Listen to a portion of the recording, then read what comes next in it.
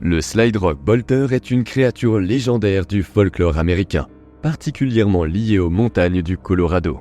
Cette entité fantaisiste est décrite comme une sorte de monstruosité imposante, vivant sur les pentes abruptes des montagnes rocheuses. Le Slide Rock Bolter, selon la légende, est une créature surdimensionnée, dont le corps, semblable à celui d'une baleine, est adapté à la vie en montagne. Ses caractéristiques uniques lui permettent de s'accrocher aux crêtes escarpées des montagnes à l'affût de proies imprudentes. La créature aurait une bouche énorme, des flancs aplatis et un ensemble de crochets ou de griffes conçus pour s'accrocher aux rochers. Certains disent qu'il se tient le long des pentes, attendant le passage de touristes ou d'animaux. Une fois qu'il a repéré une proie potentielle, le bolter dévale la colline à grande vitesse pour dévorer tout ce qui se trouve sur son passage. Après avoir mangé, il remonte en rampant sur la montagne pour digérer son repas et attendre la prochaine proie. Le bolter de Slide Rock représente des éléments de la culture et de la vie en montagne où les conditions naturelles peuvent être dangereuses et imprévisibles. Comme dans beaucoup de légendes et de mythes, il peut s'agir d'un moyen de rendre compte des disparitions ou des catastrophes naturelles. Le diable de Jersey est une créature légendaire qui habite la forêt de Pine Barrens dans le sud du New Jersey. Sa représentation la plus courante est celle d'une créature bipède de la taille d'un kangourou, avec une tête de cheval ou de chèvre, des ailes de chauve-souris, des cornes, des bras minuscules avec des mains griffues, des jambes en sabots et une queue hérissée de pointes. Il est agile et lorsqu'il est en mouvement, il émet un cri aigu qui fait frissonner tous ceux qui l'entendent. La légende la plus connue du diable de Jersey raconte l'histoire d'une femme qui vivait à Pine Barrens en 1735.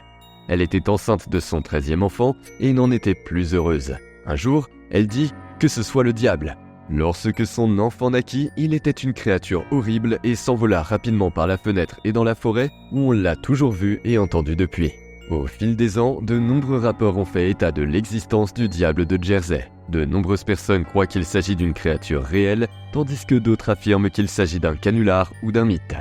La légende du diable de Jersey fait partie intégrante du folklore du New Jersey. Sa popularité inspira le nom de l'équipe de hockey sur gazon la plus populaire de la région. Cela montre à quel point la créature est ancrée dans l'imagination des habitants. Dans les anciennes croyances des peuples amérindiens, il y avait des rumeurs sur l'existence d'une créature qui semblait être l'incarnation d'un cauchemar. Ce terrible monstre vivait dans les forêts glacées du Nord où il errait à la recherche de nouvelles victimes qu'il dévorait entièrement, y compris les os. Connu sous le nom de Wendigo, il suscita la crainte et l'inquiétude des populations, notamment des tribus algonquiennes qui habitaient le nord-est de l'Amérique du Nord, près de la région des Grands Lacs. Selon la légende, le Wendigo est une créature macabre vivant à la fois dans le monde matériel et spirituel. Il ressemble souvent à un être humain aux formes déformées ou présente des caractéristiques animales comme des cornes et des griffes acérées. Comme si son apparence n'était pas assez effrayante, le Wendigo pouvait également prendre une forme spirituelle et posséder le corps d'une autre personne, la poussant à se comporter de manière violente et cruelle. Selon les croyances, un Wendigo surgit dans le monde lorsqu'une personne méchante commet des crimes odieux comme le meurtre ou le cannibalisme. Lorsque cette personne meurt, elle revient sous la forme d'un Wendigo. Lorsqu'il apparaît dans le monde, le Wendigo a les caractéristiques du parfait chasseur, grand et mince, avec des griffes et des dents assez puissantes pour déchirer la chair. Il a également la capacité de se camoufler et d'imiter la voix humaine pour attirer ses victimes. Associés au mauvais comportement et aux pensées négatives, les Wendigos représentaient le pire des êtres humains, où le mal prenait une forme physique grotesque. Même s'ils étaient toujours à la recherche de nourriture, les Wendigos vivaient affamés et maigres. La peau de leur corps glacé était pratiquement collée à leurs os. Lorsqu'un Wendigo réussissait à dévorer un être humain, sa taille augmentait immédiatement et il ne pouvait donc jamais satisfaire complètement sa faim. Les Wendigos représentaient donc aussi les mois d'hiver difficiles. Pour de nombreux peuples anciens, ils apportaient la faim et le froid, ce qui poussait souvent les gens au désespoir et au cannibalisme pour survivre dans les villages. La croyance au Wendigo a même donné son nom à un terme médical, psychose du Wendigo, un syndrome où une personne ressent un désir incontrôlable de manger de la chair humaine. Bien qu'il s'agisse d'une légende effrayante, c'était un avertissement pour les gens de ne pas cultiver la cupidité et de contrôler les pulsions violentes. Sinon, ils seraient les premières victimes du Wendigo.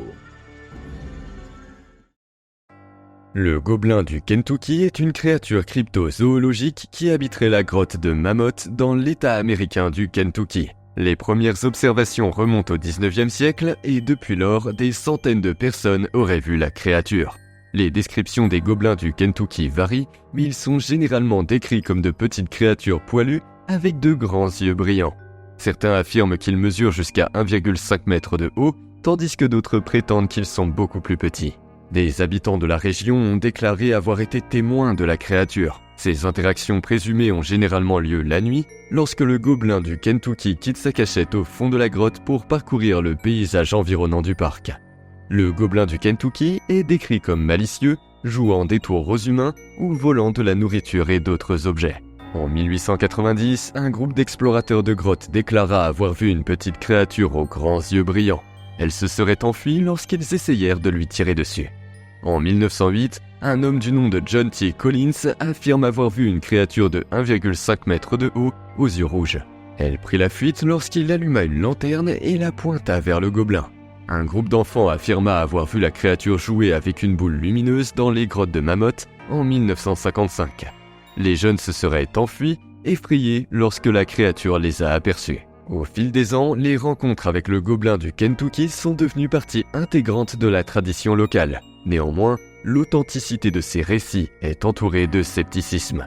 Certains prétendent qu'elles ont été fabriquées pour attirer les touristes et donner un air de mystère à la région.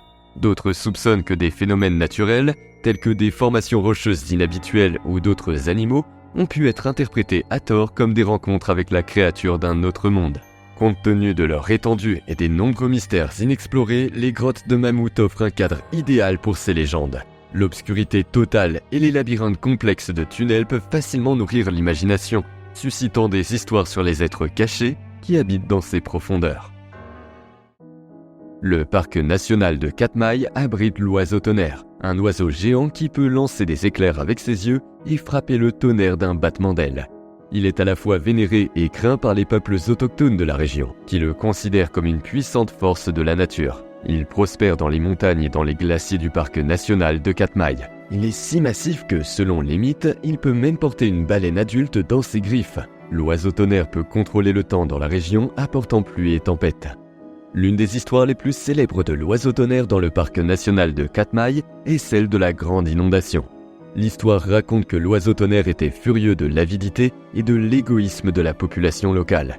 Il déclencha une inondation massive qui détruisit les terres et força les habitants à fuir. L'oiseau tonnerre est un puissant symbole de la nature et de sa puissance. Il nous rappelle que tout est lié et qu'il est important de respecter le monde naturel. La légende de l'oiseau tonnerre continue d'être racontée à ce jour et rappelle l'héritage culturel unique des divers peuples autochtones de l'Alaska. Nichée au cœur du parc national de Joshua Tree, en Californie, une créature erre dans le désert à la faveur de l'obscurité. Elle est connue sous le nom de Yucca Man. L'homme du Yucca est un humanoïde imposant et poilu dont les yeux sauvages brillent au clair de lune. Il est doté d'une force et d'une agilité extraordinaires, ce qui lui permet de se déplacer facilement sur le terrain accidenté du parc. Ses ongles acérés, semblables à des griffes, sont aussi mortels que terrifiants.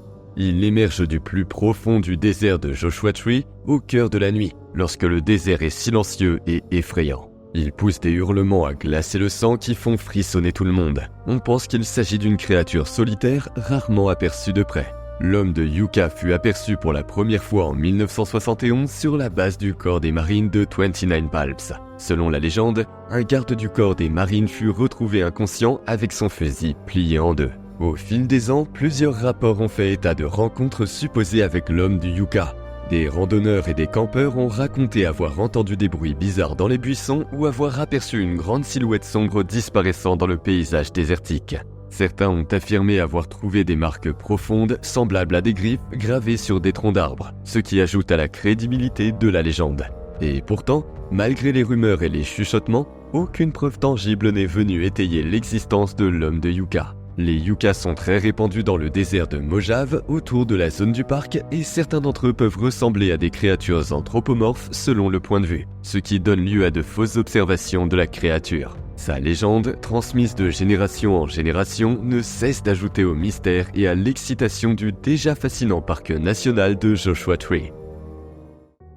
La légende de Pavla Blanca est un conte populaire du Nouveau-Mexique qui raconte que le fantôme d'une jeune fille espagnole hante les dunes du parc national des Sables Blancs. Pavla Blanca était une belle jeune femme fiancée au conquistador espagnol Hernando de Luna. Le couple voyageait dans le désert lorsque des guerriers apaches leur tendirent une embuscade. Hernando fut tué au cours de la bataille et Pavla fut faite prisonnière. Après avoir réussi à s'échapper, elle se réfugia dans le désert où on ne l'a plus jamais revue. L'autre version raconte qu'après la mort du conquistador, sa fiancée partit dans le désert pour ne plus revenir. Quelques années plus tard, un groupe d'explorateurs espagnols voyageant dans le désert tomba sur un spectacle étrange. Ils virent une femme habillée en mariée qui pleurait et appelait Hernando au milieu des dunes. Ils tentèrent de l'aider, mais elle disparut dans le paysage de sable. Les explorateurs racontèrent alors l'histoire de la femme vêtue de blanc aux autres colons espagnols de la région. La légende se répandit rapidement et les gens commencèrent à l'appeler Pavla Blanca. La légende veut que le fantôme de Pavla Blanca hante aujourd'hui les dunes de White Sands à la recherche de son amant perdu. On l'aperçoit souvent la nuit, vêtue de sa robe de mariée, le visage assombri par un voile de sable. Certains disent qu'elle est une âme perdue, condamnée à errer éternellement dans le désert. D'autres pensent qu'elle est un esprit gardien qui veille sur les dunes et les protège du danger. La légende de la Pavla Blanca est une histoire populaire parmi les visiteurs du parc national de White Sands. Certains pensent que la légende est vraie, tandis que d'autres croient qu'il s'agit d'un simple conte populaire. Il ne fait aucun doute, cependant, que cette histoire rajoute au mystère et à la magie de ce lieu unique. Le dragon des cavernes du parc national de Yellowstone est une légende amérindienne dont l'histoire met en scène une bête crachant du feu qui erre dans le sous-sol volcanique du parc, réputée pour ses propriétés géothermiques telles que les geysers et les sources d'eau chaude, ainsi que pour sa faune et sa flore abondantes.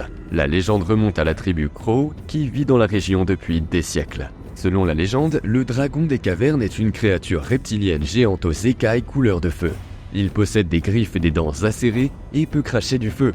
Le dragon des cavernes est extrêmement puissant et dangereux, capable de contrôler les forces naturelles telles que les tremblements de terre. Le dragon des cavernes se trouve dans un réseau de grottes profondément enfouies sous la surface du parc national de Yellowstone. Tout ce système regorge de sources chaudes et de geysers. Selon la légende, le dragon sort occasionnellement de sa grotte pour se nourrir d'animaux ou pour cracher du feu sur quiconque tente d'envahir son territoire. La légende du dragon des cavernes est l'un des moyens que les habitants ont trouvé pour expliquer les phénomènes naturels extraordinaires du parc. Le Mothman est une créature insaisissable du folklore nord-américain, souvent associée à des signes inquiétants de catastrophe. Il est apparu pour la première fois dans les légendes et les récits du folklore moderne dans la ville de Point Pleasant, en Virginie occidentale, vers les années 60. Cette étrange créature aurait une envergure impressionnante, des yeux rouges envoûtants et la capacité de voler à des vitesses effrayantes. La légende du Mothman a débuté en novembre 1966 lorsque deux couples de Point Pleasant ont déclaré avoir vu une créature ressemblant à un homme d'environ 2 mètres de haut, dotée d'énormes ailes semblables à celles d'un papillon de nuit. Les apparitions qui ont suivi ont été accompagnées de phénomènes étranges, notamment des lumières mystérieuses et des perturbations électriques. Certaines personnes ont déclaré avoir éprouvé un sentiment de mort imminente et une peur extrême en rencontrant le Mothman ou même en sentant sa présence. À partir de ces premières rencontres, une série d'observations similaires se sont produites dans la région au cours de l'année suivante, catapultant le Mothman au rang de phénomène culturel. Le Mothman est rapidement devenu un personnage clé des théories du complot et des études sur le paranormal. Certains pensent que le Mothman est un être extraterrestre ou une créature d'une autre dimension en raison de son apparence et de ses capacités anormales. D'autres suggèrent qu'il pourrait s'agir d'un animal terrestre inconnu, peut-être une mutation ou une espèce non identifiée. Un élément intrigant de la légende du Mothman est son lien supposé avec la tragédie du Silver Bridge. En décembre 1967, le Silver Bridge, qui reliait Point Pleasant à Gallipolis, dans l'Ohio, s'est effondré, tuant 46 personnes. De nombreux habitants et amateurs de surnaturel affirment que les apparitions de Mothman près du pont dans les semaines précédant l'effondrement n'étaient pas une coïncidence, mais plutôt un présage de la catastrophe imminente. Après l'effondrement du pont, les observations de Mothman à Point Pleasant ont considérablement diminué, mais la légende a continué à se développer. Aujourd'hui, le Mothman est une figure emblématique du folklore américain, qui a inspiré des livres, des films et même un festival annuel à Point Pleasant. Le Mothman représente l'un des cas les plus alléchants de cryptozoologie pour les chercheurs en paranormal et les experts en folklore. Une énigme qui défie toute explication rationnelle et qui continue de susciter l'imagination et la curiosité dans le monde entier. Les Moho sont d'énormes créatures, ressemblant à des lézards ou à des dragons dans la mythologie hawaïenne, considérés comme des esprits de la terre et de la mer. Ce sont des esprits au grand cœur, mais aussi de féroces protecteurs de leur territoire. La légende veut que les Moho du parc national des volcans d'Hawaï habitent dans les nombreuses rivières, ruisseaux et cascades du parc. Ils sont responsables de la propreté et de la pureté de l'eau et punissent ceux qui contaminent la terre. Ils peuvent contrôler le temps, les marées et le débit de l'eau. Ils peuvent même changer de forme et prendre une apparence humaine. Parmi les histoires les plus célèbres entourant les Moho dans la mythologie hawaïenne, on trouve celle de Kiha-Wahine, décrite comme la gardienne de Mokuhula, une île située dans un lagon d'eau douce près de Lahaina à Maui, considérée comme un lieu sacré. Kiha-Wahine était réputée pour sa beauté et ses pouvoirs magiques. La légende veut que Kiha-Wahine ait entretenu une relation particulière avec le chef de Maui, Pi'ilani. Elle aida Pi'ilani à asseoir son pouvoir sur l'île, lui assurant le succès de ses campagnes militaires et se prenant d'affection pour lui. Certains disent même qu'elle était la mère d'un des descendants de Pi'ilani. Kiha-Wahine était crainte et respectée en tant que gardienne de Mokuhula. Elle protégeait la ville des envahisseurs et veillait à la sécurité et à la prospérité de la famille royale. Sa présence était si puissante que, même après sa mort, on pensait que son esprit continuait à protéger la région. Finalement, le lagon de Mokuhula fut enterré et le site perdit son importance spirituelle et politique. L'histoire de Kiha-Wahine, cependant, est toujours chérie à Hawaï comme un symbole du lien entre le Moho, les dirigeants hawaïens et la Terre. La légende du Spearfinger raconte l'histoire d'un sorcier populaire de la région des Great Smoky Mountains qui s'étend sur les frontières des États du Tennessee et de la Caroline du Nord. Dans la tradition Cherokee, le Spearfinger est une créature redoutée et malveillante qui erre dans les montagnes et dans les vallées, semant la terreur dans le cœur des gens. Selon la légende, le Spearfinger peut se transformer en vieille femme, ce qui lui permet de s'approcher de ses victimes sans éveiller les soupçons. Le Spearfinger possède des dents acérées et dentelées et un doigt de pierre aussi tranchant qu'un rasoir d'obsidienne. Ce doigt de pierre est son arme principale. Il s'en sert pour transpercer ses victimes, extraire leur foie et les dévorer. Selon la légende, le Spearfinger pouvait se déguiser, se faire passer pour des personnes familières afin de tromper ses victimes.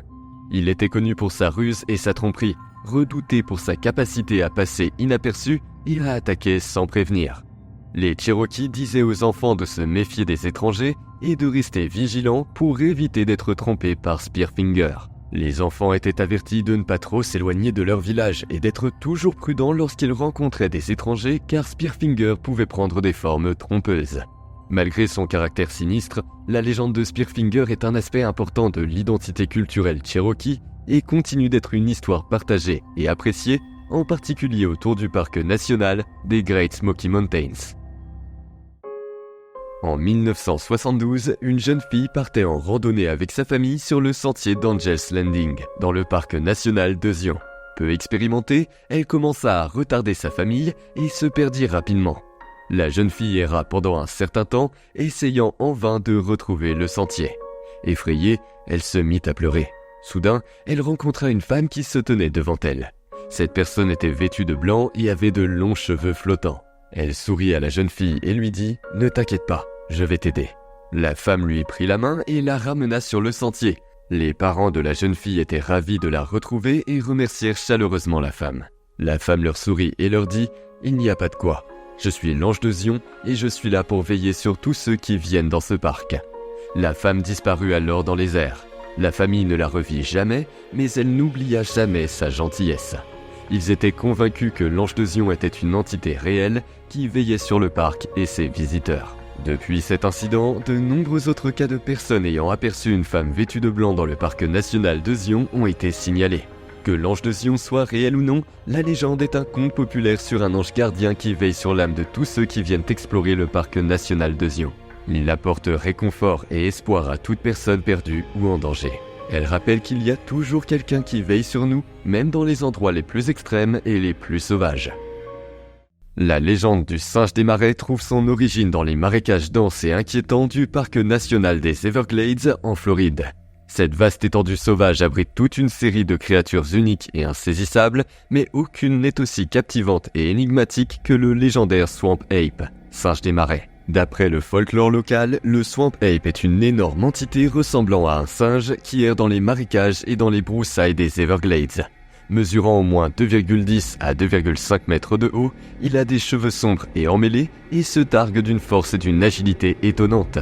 Sa caractéristique est une odeur forte et odorante qui lui a valu la variante du nom de Skunk Ape, singe moufette.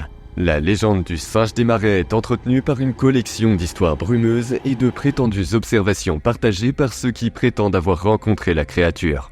Ces récits font souvent état d'empreintes inquiétantes trouvées dans la boue, de cris étranges et effrayants résonnant dans la nuit et de brefs aperçus d'une silhouette gargantuesque s'évanouissant dans le feuillage dense. Cette légende a suscité curiosité et débat au fil des ans. Certains pensent que le singe des marais est un vestige d'une espèce de primate inconnue, un lien entre l'homme et le singe qui a réussi à survivre dans des marais isolés. D'autres le considèrent comme un parent du Bigfoot, une créature folklorique qui survit en marge de la réalité. Malgré d'innombrables expéditions, enquêtes et même l'utilisation de la technologie moderne, il n'existe toujours pas de preuves solides de l'existence du singe des marais. Les sceptiques affirment que de nombreuses observations sont des erreurs d'identification d'animaux connus et que la créature n'est peut-être que le fruit d'une imagination alimentée par la mystique des Everglades. Que le singe des marais soit un véritable habitant de la nature marécageuse ou simplement une histoire passionnante racontée autour d'un feu de camp, sa légende continue de captiver l'imagination de ceux qui s'aventurent au cœur du parc national des Everglades. Le Kushtaka habite le parc national des portes de l'Arctique en Alaska. Il s'agit d'une créature au long corps ressemblant à celui d'une loutre et au visage humain. Sa fourrure est d'un brun profond ou noir et sa queue est longue et épaisse. Le Kushtaka est espiègle, très intelligent et maléfique. Il attire généralement les gens dans des endroits isolés en imitant le cri d'une femme ou d'un enfant. Dès que sa victime s'approche, le Kushtaka la capture et la tue en emportant son âme. Selon la légende, l'âme de la victime est emprisonnée dans le corps du Kushtaka, ce qui l'empêche de poursuivre le cycle de la mort et de la renaissance selon les croyances autochtones. Très redouté par les Tlingits, il raconte souvent des histoires sur le Kushtaka pour mettre en garde les marins et surtout les enfants contre les dangers de la nature sauvage. Le Kushtaka est également un sujet bien connu de l'art et des contes, et il continue de fasciner les gens aujourd'hui. Dans les recoins les plus sombres des légendes urbaines et du folklore américain, il existe une entité connue sous le nom de The Rake, le râteau. Créature cauchemardesque, le Rake a été aperçu pour la première fois dans les forêts autour du Grand Canyon. Son apparence grotesque ne ressemble à rien d'autre dans la nature. Il est décrit comme un être humanoïde à la peau pâle, presque translucide et aux yeux d'un noir profond qui semble absorber la lumière. Son origine est un mystère, enveloppé de légendes et de récits fragmentaires. Certains disent que le Rake est un esprit ancien, une malédiction qui veille sur les gorges et les vallées du Grand Canyon. D'autres pensent qu'il s'agit d'une expérience scientifique qui a terriblement mal tourné, une créature qui s'est enfuie d'un laboratoire gouvernemental secret et qui erre désormais en toute liberté. La créature est connue pour son agilité surhumaine et ses mouvements presque spectraux. On dit qu'elle peut se déplacer dans un silence absolu, apparaissant et disparaissant comme un murmure dans la nuit. Le Rake est souvent associé à des événements étranges dans le Grand Canyon. Disparitions inexpliquées, bruits inquiétants qui résonnent dans les ravins et un sentiment de malaise qui s'empare des campements isolés. Les récits les plus troublants sur le Rake parlent de ces apparitions soudaines. Les témoins décrivent une sensation de froid paralysant avant de le voir, comme si l'atmosphère qui l'entoure les avertissait de sa présence. Ses mouvements sont décrits comme négligés, mais incroyablement rapides, et son regard, lorsqu'il est croisé, suscite une terreur indicible. Le râteau est une créature nocturne, surtout active à la pleine lune. Rapide et agile, il se déplace facilement dans l'ombre. Il s'attaque aux humains et ses victimes sont souvent retrouvées égorgées. Malgré les nombreux rapports d'observation de Rake dans le Grand Canyon, personne n'a jamais été en mesure de produire une preuve concrète de son existence. Pourtant, la légende perdure et continue d'effrayer les visiteurs qui s'aventurent dans le Grand Canyon. Le cinéaste et documentariste Bill Brock et son équipe se sont rendus à Peach Springs, en Arizona, dans une grotte du Grand Canyon en septembre 2014. L'objectif était d'en savoir plus sur les rumeurs concernant le Rake. Ils n'ont pas réussi à trouver des preuves concluantes de la créature, mais ont vécu des événements étranges et effrayants au cours de leur voyage. Ils pensent que le Rake pourrait être réel, mais aussi qu'il s'agit d'une créature très insaisissable.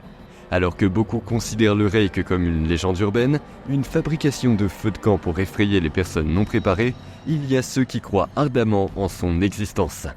Pour eux, le Grand Canyon n'est pas seulement une merveille naturelle, mais aussi le refuge d'anciens mystères et de créatures insondables, et le Rake occupe une place de choix dans les légendes locales.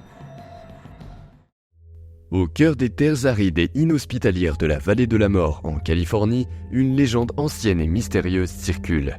Cette légende parle d'une momie géante, héritage d'une époque révolue, cachée dans les profondeurs caverneuses et les mines abandonnées qui jonchent le paysage désolé. Cette momie est décrite comme ayant des proportions gigantesques, bien plus grandes que celles d'un être humain normal, avec des bras et des jambes longues et disproportionnées. La peau flétrie et noircie par le temps s'accroche aux os, donnant à la momie un aspect hideusement macabre. La légende veut que la momie ait été trouvée par des mineurs à la fin du 19e siècle, qui, en explorant de nouveaux gisements de minerais, ont découvert une chambre souterraine secrète.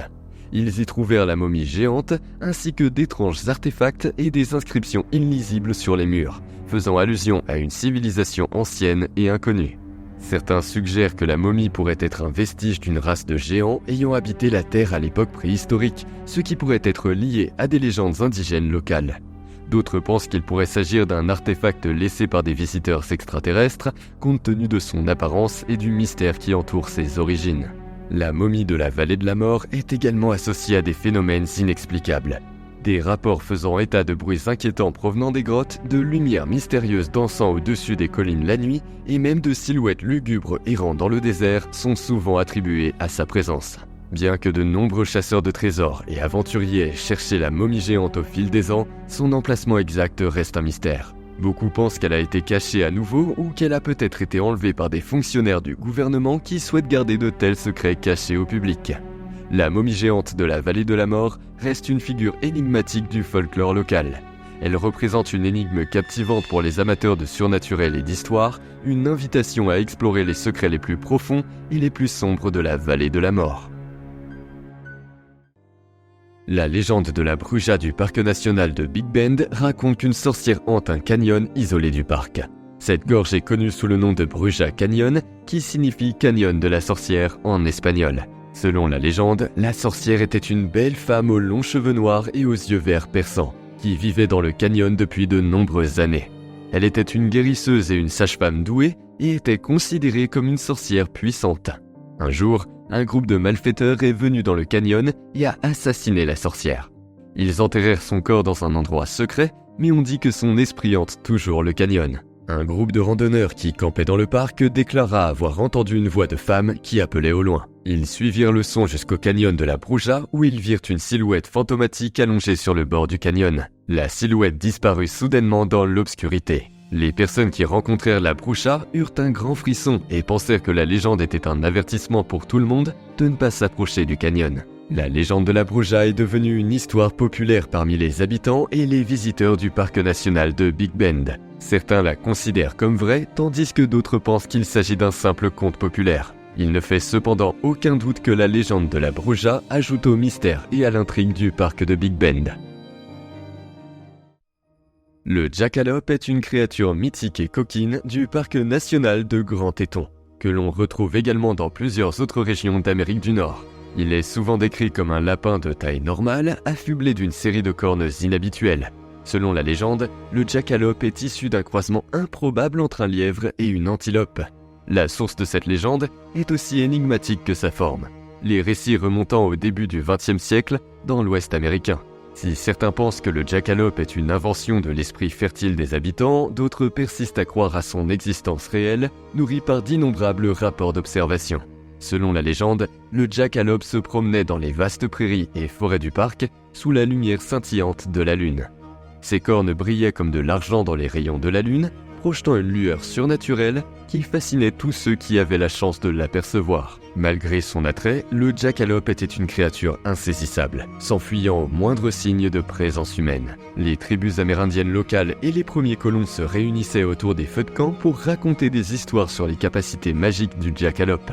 Certains pensaient qu'ils avaient le pouvoir de porter chance à ceux qui l'apercevaient, tandis que d'autres supposaient qu'il avait la capacité de communiquer avec les esprits de la Terre. Ralph Herrick, chasseur et taxidermiste de Douglas, Wyoming, eut l'idée de combiner un lapin avec des bois de cerf ou d'antilope en 1930, après avoir vu un lapin et des bois ensemble dans son atelier. Au début, beaucoup y ont vu une preuve indiscutable de l'existence de la créature, mais le trophée de chasse de Herrick n'était rien d'autre qu'une plaisanterie. Aujourd'hui, les reproductions de têtes de jackalope sont devenues des souvenirs très populaires et peuvent facilement être achetées en ligne. Cette étrange créature mythique continue de fasciner les visiteurs.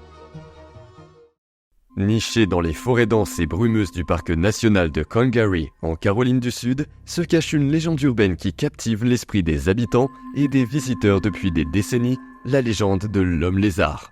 Également connue sous le nom de l'homme-lézard de Scape Horseswamp, cette créature est décrite comme un être bipède à la stature imposante, couvert d'écailles vertes et de yeux rouges perçants. Né dans les marais et marécages de Congaree, la légende de l'homme-lézard a pris de l'ampleur dans les années 1980 lorsque des rapports faisant état de rencontres effrayantes ont commencé à être publiés.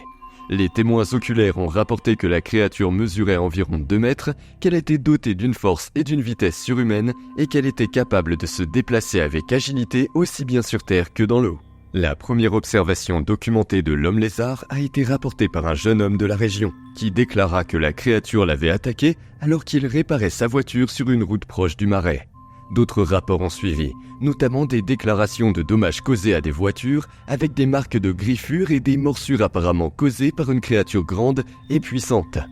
Certains pensent que l'homme-lézard est une espèce de reptile inconnu, peut-être une forme de vie qui s'est développée de manière isolée dans les marais inexplorés du parc Congaree. D'autres supposent que la créature est le résultat d'une mutation génétique ou même d'expériences scientifiques secrètes. La légende de l'homme-lézard est également ancrée dans les traditions folkloriques de la région. Les histoires de créatures ressemblant à des lézards errant dans les marais du sud des États-Unis remontent à plusieurs siècles et sont souvent mêlées à des mythes indigènes et à des récits ancestraux. Bien que les chasseurs de cryptozoologie et les amateurs de surnaturel aient tenté à maintes reprises de trouver des preuves concrètes de l'existence de l'homme-lézard, cette créature reste un mystère. Des photos floues, des empreintes incompréhensibles et des rapports contradictoires ne font qu'ajouter au mystère et à la fascination que suscite cette créature légendaire du parc national de Congaree. Dans les collines brumeuses du parc national de Shenandoah se cache une créature terrifiante, le snallygaster. Cette redoutable entité a la forme d'un reptile avec une tête d'oiseau et un bec acéré criblé de tentacules. Ses yeux brillent d'une lumière rouge singulière qui sème l'effroi dans le cœur de tous ceux qui croisent son chemin. Le snallygaster est une créature légendaire qui est apparue pour la première fois dans les communautés de colons allemands qui ont émigré aux États-Unis. Le monstre s'attaque au bétail, descendant du ciel pour le voler dans les prairies, protégé par l'obscurité. Les colons se réveillaient et découvraient que leurs animaux avaient disparu, avec pour seule explication des traces bizarres et des rapports sur une figure monstrueuse. Mais la fin du snallygaster ne se limitait pas au bétail. La légende raconte qu'il enlève parfois des voyageurs solitaires ou des vagabonds. Le snallygaster rôde à la lisière de la forêt, attendant le passage d'une âme innocente pour l'enlever en piqué et ne plus jamais la revoir. Les communautés locales craignaient constamment la menace du snallygaster. Elles tentèrent de se protéger en accrochant des miroirs à l'extérieur de leur maison, car on pensait que la créature était effrayée par son propre reflet. Cette prétendue mesure de dissuasion apportait un léger soulagement, mais la crainte de rencontrer la créature à l'état sauvage ne quittait jamais l'esprit des gens. Avec le temps, les signalements de snallygaster sont devenus moins fréquents et la modernisation commença à s'infiltrer dans la région. Les sceptiques rejetèrent la créature comme un simple folklore, tandis que d'autres conservèrent la légende comme un souvenir des mystères qui se cachaient dans les forêts de Shenandoah. Niché au cœur des montagnes californiennes de la Sierra Nevada, le parc national de Yosemite est un sanctuaire de beauté naturelle et de nature sauvage. Au milieu de ces arbres imposants et de ces chutes d'eau, une présence mystérieuse a captivé l'esprit de nombreuses personnes, connues dans le monde entier sous le nom légendaire de Bigfoot.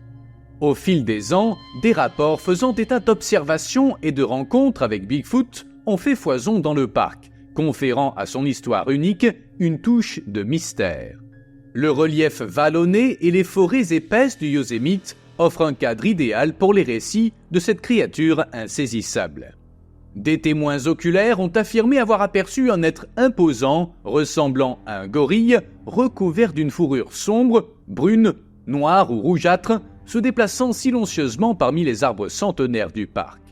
Bigfoot est souvent décrit comme étant extrêmement grand, avec des rapports allant de 2 à 3 mètres de haut, avec un corps large et musclé, des épaules larges et une poitrine bombée.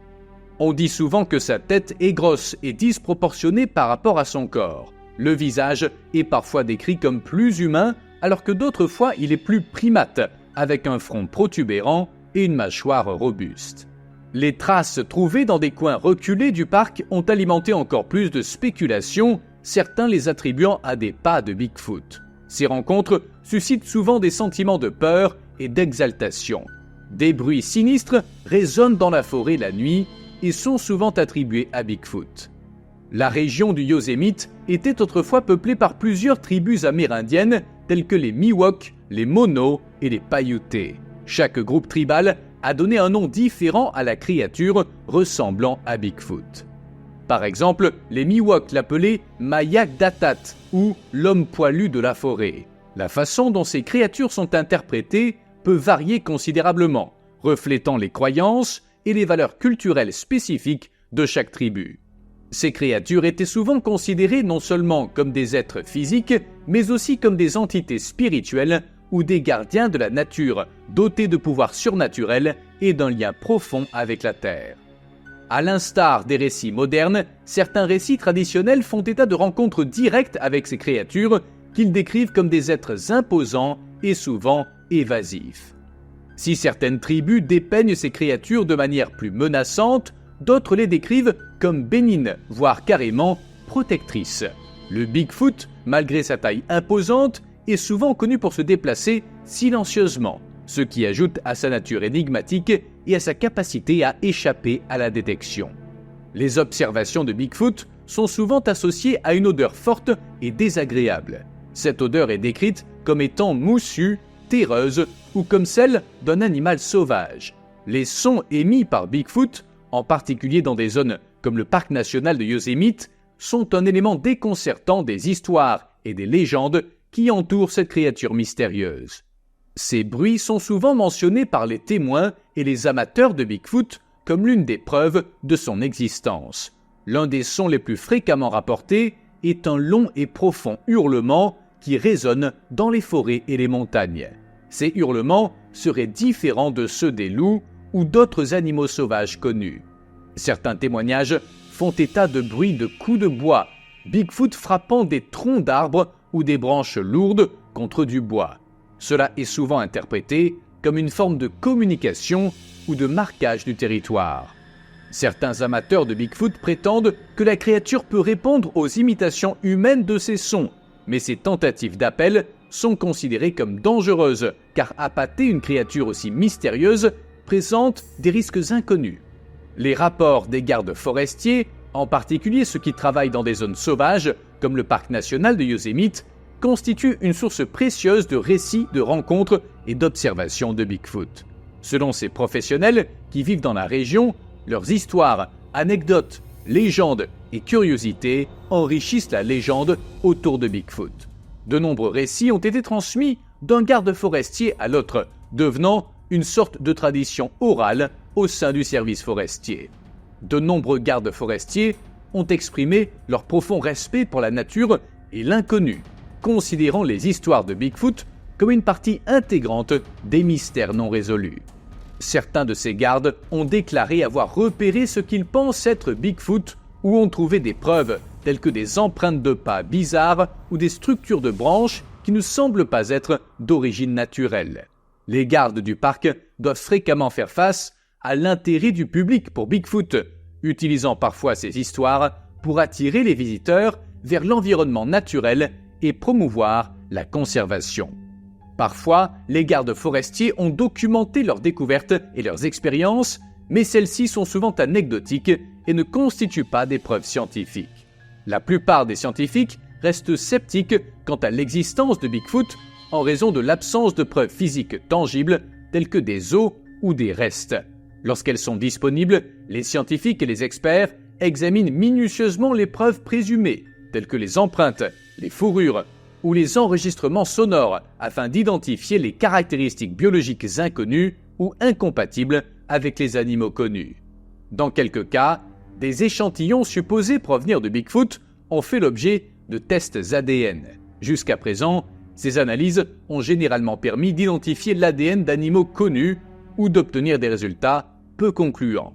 Si Bigfoot n'a suscité qu'un intérêt limité de la part des scientifiques, il est devenu un sujet populaire dans les documentaires télévisés, attirant le public par son mystère et son attrait pour le sensationnel. Quelques documentaires tentent de l'aborder d'une manière plus scientifique et plus approfondie, mais la plupart se concentrent sur les aspects les plus tabous et les plus inquiétants. La plupart des documentaires comprennent des interviews clés avec des témoins qui affirment avoir vu Bigfoot, des experts qui partagent leurs opinions et parfois des scientifiques qui offrent des évaluations sceptiques.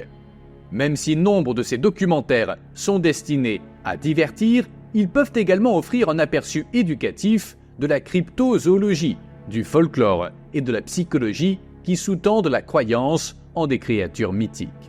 Cependant, nombre d'entre eux sont critiqués pour avoir promu des théories non scientifiques ou pour avoir utilisé le sujet de manière abusive. Ils avancent des hypothèses absurdes et farfelues.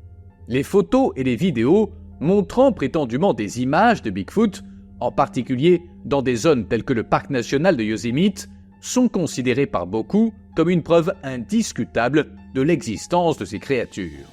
Mais presque toutes les photos et vidéos de Bigfoot sont de qualité médiocre, ce qui empêche toute analyse approfondie. Les prises de vue floues, lointaines ou ambiguës sont fréquentes. Certaines photos sont devenues des icônes au sein de la communauté des amateurs de Bigfoot. Le célèbre film Patterson-Gimlin de 1967 en Californie, par exemple, montre une silhouette que beaucoup pensent être celle de Bigfoot, bien que son authenticité soit largement contestée. Avec l'arrivée des smartphones et des caméras à haute résolution, on peut espérer que des preuves plus claires apparaîtront. Mais presque toutes les nouvelles preuves apparues depuis lors ne sont que de pures inventions. Les liens entre les légendes de Bigfoot et d'autres créatures similaires dans le monde constituent l'un des aspects les plus fascinants de ces créatures forestières massives. L'un des homologues internationaux les plus connus de Bigfoot est le Yéti, également connu sous le nom d'abominable homme des neiges. Comme Bigfoot, le Yéti est décrit comme une créature massive et velue vivant dans les régions hostiles de l'Himalaya. En Australie, une légende fait état d'une créature similaire appelée Yowie. Elle est représentée comme étant grande, poilue et à deux pattes. La légende Mapinguari au Brésil et dans d'autres régions d'Amérique du Sud ressemble à celle de Bigfoot. Cette créature est généralement décrite comme un géant poilu aux traits surnaturels. Ce ne sont là que quelques-unes des nombreuses légendes qui, dans le monde entier, présentent des similitudes avec Bigfoot. Cela montre que la notion de grande créature humanoïde sauvage est apparemment universelle, avec des créatures mystérieuses habitant les limites de la civilisation, suggérant l'inconnu et la nature sauvage. C'est sur les terres mystiques des Navaros, où spiritualité et nature sont intimement liées, qu'est née la légende des Skinwalkers, connue en Navajo sous le nom de celui qui marche à quatre pattes. Ces êtres mystérieux sont plus que de simples figures folkloriques. Ce sont des entités respectées et craintes au sein de la culture Navajo. La croyance dans les marcheurs de peau remonte à des temps anciens, ancrés dans les traditions et dans les histoires transmises de génération en génération. Ils sont considérés non seulement comme des métamorphes capables de changer de forme, mais aussi comme des personnages qui incarnent un équilibre perturbé, un bouleversement des valeurs morales et éthiques de la communauté. En nous penchant sur les origines des Skinwalkers, nous découvrons qu'ils sont souvent associés à des sorciers Navaros qui, après avoir accompli des rites sombres et interdits, acquièrent le pouvoir de se transformer. Ces rites sont considérés comme une trahison des enseignements et des pratiques sacrées des Navaros, faisant des pratiquants des parias au sein de leur propre communauté. Dans la tradition Navajo, le mal est incarné par la figure du malin, qui dirige d'autres entités malignes. Celles-ci ne sont pas des êtres physiques, mais exercent une profonde influence sur les humains, leur infligeant des maladies et d'autres maux et tordant l'esprit des gens pour les amener à s'éloigner des valeurs Navaros et à devenir des Skinwalkers. La transformation en Skinwalker n'est pas seulement un changement physique, mais aussi un symbole de dégradation spirituelle et mentale. Ces êtres corrompus ont le pouvoir de changer de forme et d'adopter les traits de divers animaux. La métamorphose des Skinwalkers n'est pas seulement un changement d'apparence, elle s'accompagne d'un lien intime avec les animaux qu'ils choisissent d'incarner. Chaque animal apporte avec lui des attributs uniques auxquels les marcheurs de la peau font appel et qu'ils intègrent, qu'il s'agisse de la ruse d'un coyote, de la force d'un ours ou de l'agilité d'un loup. Cela leur permet d'accéder à des capacités et à des perceptions qui transcendent les capacités humaines normales. Cependant, cette capacité n'est pas acquise sans contrepartie. Dans les récits Navaros, devenir un Skinwalker implique d'accomplir des actes extrêmement malveillants, souvent accompagnés de trahison et de sacrifices.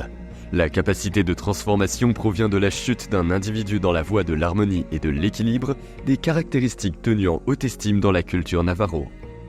Lorsqu'un Skinwalker se transforme en animal, il ne change pas seulement de corps, il renonce à son humanité, plongeant dans un royaume de ténèbres et de pouvoirs interdits. Ce changement est à la fois un acte de libération et une malédiction car il procure des pouvoirs extraordinaires au prix de sa propre âme et souvent de la communauté à laquelle il appartenait. Devenir un Skinwalker implique de participer à des cérémonies consistant en des actes maléfiques extrêmes tels que le meurtre, en particulier d'un proche parent comme un frère ou une sœur. Cette transgression est considérée non seulement comme un crime contre l'individu, mais aussi une violation du tissu social et spirituel de la communauté. Ces rituels sont à l'opposé des valeurs et pratiques sacrées des Navaros, plongeant les participants dans les profondeurs des arts noirs. L'initiation elle-même est une profanation, une rupture délibérée avec tout ce qui est considéré comme sacré et pur dans la culture Navajo. Les rituels d'initiation peuvent inclure des actes macabres tels que le cannibalisme et la nécrophilie, réalisés dans des lieux secrets et isolés, comme des grottes à l'abri des regards de la communauté. Tout au long de ces rituels, les futurs Skinwalkers chantent et peignent du sable à l'envers, rompant ainsi avec les pratiques traditionnelles des Navaros. Ces rituels se déroulent sous le voile de la nuit, symbolisant l'alliance des participants avec les forces obscures. En accomplissant ces rituels, les initiés acquièrent des pouvoirs d'un autre monde, notamment la capacité de se métamorphoser. Cependant, cette transformation se fait au prix de leur humanité et de leur lien avec la communauté. Ils deviennent des êtres de pouvoir, mais aussi d'isolement et de malédiction. Lorsqu'ils sont sous forme animale, ils conservent leur conscience et leurs intentions, utilisant leur nouvelle apparence pour accomplir des tâches spécifiques qui seraient difficiles ou impossibles sous leur forme humaine. Sous la forme d'animaux locaux petits ou ordinaires, tels que des corbeaux ou des coyotes, les Skinwalkers peuvent s'approcher discrètement des maisons ou des gens pour les espionner et les observer sans éveiller de soupçons. En prenant la forme d'animaux plus grands et plus menaçants, comme des loups ou des ours, les Skinwalkers peuvent effrayer ou intimider les gens. Ces formes sont utilisées pour surprendre ou lancer un avertissement. Bien que ce ne soit pas l'utilisation la plus courante de leurs formes animales, les marcheurs de la peau peuvent utiliser le pouvoir de ces grands animaux pour frapper directement leurs victimes, leur infligeant des blessures ou même la mort. Outre leur capacité à se transformer en animaux, les Skinwalkers possèdent toute une série de pouvoirs et de compétences surnaturelles qui font d'eux des personnages très craints et respectés dans la culture Navajo. L'une de leurs capacités les plus intrigantes consiste à imiter les voix humaines et animales. Les Skinwalkers utilisent ces talents pour tromper, séduire ou confondre leurs victimes en imitant les voix de connaissance ou les sons d'animaux pour masquer leur présence. Manipuler et contrôler les rêves et les pensées des gens est l'un des nombreux pouvoirs des Skinwalkers. Ils peuvent entrer dans les rêves des gens, déclenchant des cauchemars et la peur. Cette manipulation mentale ne se limite pas aux rêves. Elle peut aussi provoquer la confusion ou la peur même lorsque la victime est éveillée. Les marcheurs de la peau ont également le pouvoir de jeter des sorts et des malédictions en utilisant des objets personnels, le sang ou les cheveux de leurs victimes pour exécuter leurs sorts. Ces malédictions peuvent provoquer des maladies, des malheurs et même la mort. On pense également qu'ils peuvent provoquer des maladies et des malheurs par leur simple présence, en déséquilibrant et en semant le chaos parmi ceux qui croisent leur chemin ou dans les communautés environnantes. Mais les marcheurs de la peau sont également connus pour avoir une endurance et une vitesse surhumaine, ce qui leur permet de poursuivre ou d'échapper à leurs poursuivants avec facilité. Ces capacités physiques remarquables, associées à leur capacité de manipulation et de métamorphose, font des marcheurs de la peau des entités extrêmement puissantes et dangereuses. Les marcheurs de la peau ont un effet profondément énigmatique et troublant sur la communauté et la société Navarro. Cet effet va au-delà de la peur et de la superstition et s'infiltre dans la dynamique sociale et culturelle de la communauté. La présence perçue ou suspectée d'un skinwalker dans la société Navarro peut susciter un sentiment de méfiance et de peur. On craint en permanence que des membres de la communauté soient secrètement engagés dans des pratiques de skinwalker, ce qui entraîne des accusations et des conflits au sein de la communauté. Ce climat de suspicion peut entraîner l'exclusion sociale des personnes ou des familles suspectes, ce qui nuit à la cohésion et à l'harmonie de la communauté. Ils sont souvent rendus responsables d'événements inexplicables ou de malheurs dans la communauté, tels que des maladies soudaines, des décès ou même des catastrophes naturelles. L'accusation des marcheurs de la peau peut être un moyen pour les communautés navarros de rendre compte et de faire face aux difficultés de la vie et du monde qui les entoure. Des défis qui arrivent souvent par hasard et sont indépendants de leur volonté, mais elle peut aussi renforcer la peur et les superstitions qui entourent ces êtres mystérieux. Les Navarros suivent de nombreuses pratiques et rituels traditionnels pour se protéger des skinwalkers et de leurs pouvoirs négatifs. Ces pratiques sont essentielles au maintien de l'équilibre et de l'harmonie, tant au niveau personnel qu'au niveau de la communauté. Les prières et les chants sont un moyen courant de rechercher une protection spirituelle. Ces prières font appel à la protection des êtres sacrés et des ancêtres, ce qui permet à l'individu de se prémunir contre les influences maléfiques. Ils se tournent également vers la médecine traditionnelle autochtone et les guérisseurs pour effectuer des rituels de purification et de protection, et naturellement, des objets tels que des talismans et des amulettes sont utilisés pour la protection personnelle. Ces objets peuvent être bénis par les guérisseurs et revêtent une importance spirituelle, en tant que bouclier contre les skinwalkers et autres entités négatives. Les Navarros sont réticents à l'idée d'engager des conversations sur les skinwalkers, la sorcellerie et les arts obscurs avec des étrangers. Ils craignent que l'intérêt précoce pour ces sujets ne conduise à un recrutement par le mal et par conséquent à aider les démons à répandre le mal dans le monde. La crainte des skinwalkers n'est pas qu'une peur superficielle ou une superstition éphémère. C'est une réflexion profonde sur l'importance de l'équilibre, de la moralité et du respect des lois de la nature et de la spiritualité selon les traditions navarros.